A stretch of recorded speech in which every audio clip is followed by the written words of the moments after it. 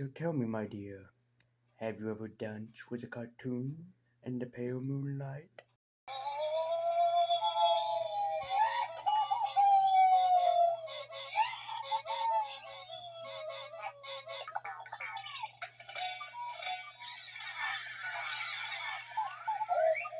Stai cercando di impressionarmi? Dai, vieni giù! In this terminology, I guess the term Who Framed Roger Rabbit isn't quite accurate, but it's more like Who Rammed Roger Rabbit. Hello and welcome to another episode of Lazy Cinema. I'm your host, Lazy Universe, and on this episode, we're going to take a look at something that's not quite memorable or maybe well known, and yet I found it in our local community room that we have here, and it's an Italian film that feels a lot like Roger Rabbit. It's a lot weirder when I say it like that.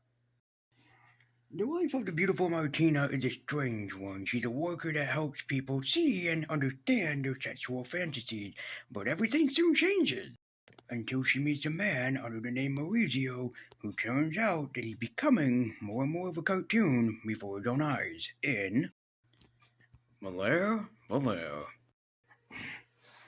Volere Volare is an Italian live-action animation film directed by the talented duo of, I'm hoping I'm pronouncing these names right, Maurizio Ninchetti and Guido Manueli. I'm just gonna say Manueli. But it's also a comedy, and it's not a very good comedy either. But I'll give it credit. It does have very similar effect to like Space Jam or Who Framed Roger Rabbit with the animation, the live action segment, but that doesn't necessarily save this film either because the film is still pretty bad for what it's worth, and it, at the back says it's Roger Rabbit for adults, and I don't necessarily get that.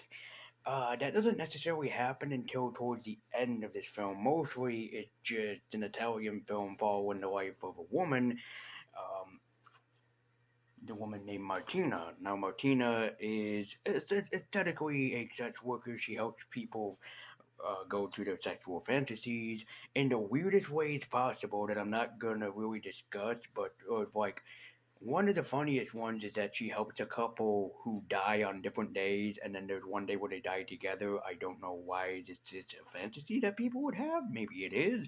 I personally have never heard of it. And then there's like some other ones, of course, like some of the more realistic ones, like she treats a guy who thinks that he's a baby and that she's his mother. The internet has weirder ones than we do right now, and more people create weirder and weirder ones. I mean, my God, people, you're becoming Pokemon fetishes right now. I mean, I talked about this before, but there's Poke fetishes now. Um, but I will give it credit that even though it's an Italian film, it still is pretty decent for what it's worth. You do follow around Martina and what's his name, Maurizio? Yeah, Maurizio. And Maurizio is a cartoon dubber, and I think that it's cool because I did a report on old cartoons from like the from like the 1930s or 1920s when they were first created to now, and it was pretty well interesting to go back and actually see how they do the sound effects for cartoons. They actually do go to stores and whatnot, and they find things so that they can make the sound themselves. Sometimes they do make the sound effects. Whereas nowadays they have the sound effect board, a soundboard, but back then they used to have to do it themselves. If you watch like Monty Python and the Holy Grail when they're clanking the coconut together, that is what they would use to sound like a horse. To sound like a horse galloping through the field in like a movie, so that is very accurate, and you get to see how that all happens. They use a lot of Max Fleischer or Fleischer Brothers cartoons, like Popeye the Sailor Man. They use Bimbo the dog.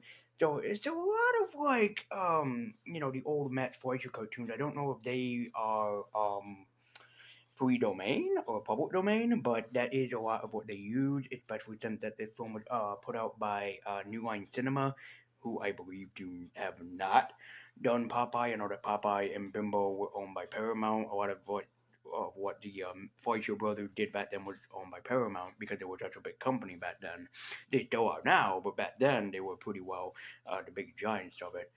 So you follow around these characters and you kind of get to know them, and you see the life that they lead, and then somehow he becomes a cartoon, and they sort of explain this with like some of the cartoons get into his pockets, like his jacket pockets, like one there's a turtle, and then another one there's like a flock of ducks that get into his pockets. So they don't really explain how he becomes a cartoon, although there is a cool scene in the restaurant when he is first dating uh, I keep forgetting her name, Martina, and he pulled off his skin, and underneath is an animated glove that looks very similar to Roger Rabbit's gloves, the yellow gloves. I don't know if the same animator from Who Framed Roger Rabbit worked on this, because I do know that he also had a part or a hand in Space Jam, I believe as well. He also had a hand in a lot of other animation back then.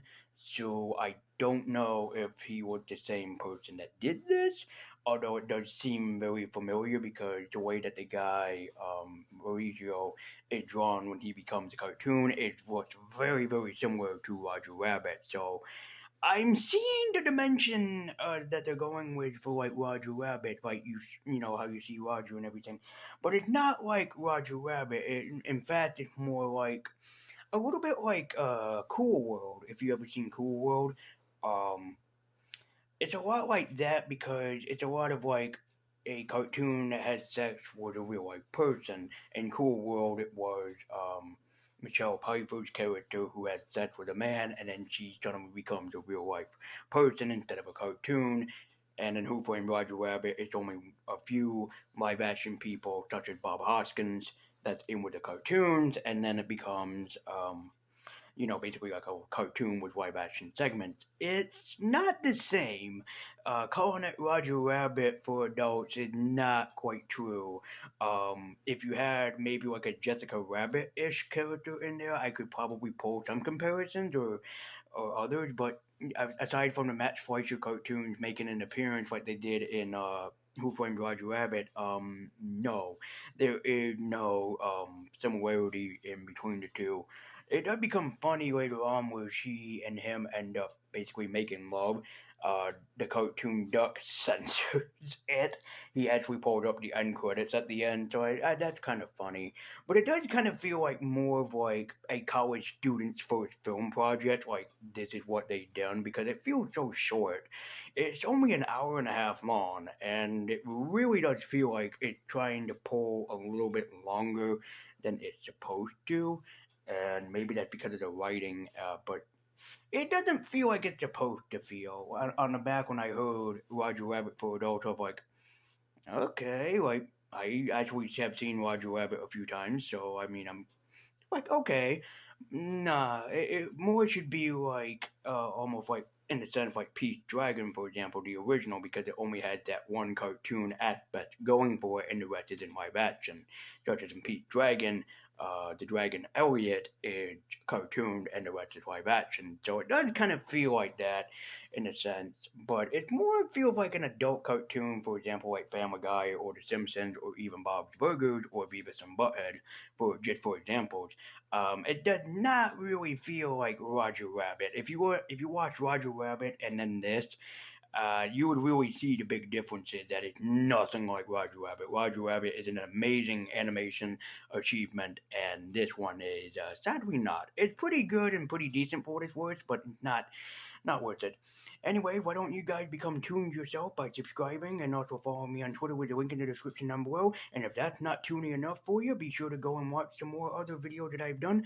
Also, I've dabbled in the cartoon genre. And also, guys, thank you so much for all the views that I've been having as of recently. I'm very surprised at the numbers I'm pulling in. But again, thank you so much for watching and everything. I mean, it brings me so much joy to know that you guys are watching this as well. I hope that you all have a very nice day. Do not go and fuck cartoons. Just don't do that. Don't do that at all. And now it's time for your clip of the day. And again, thank you for watching.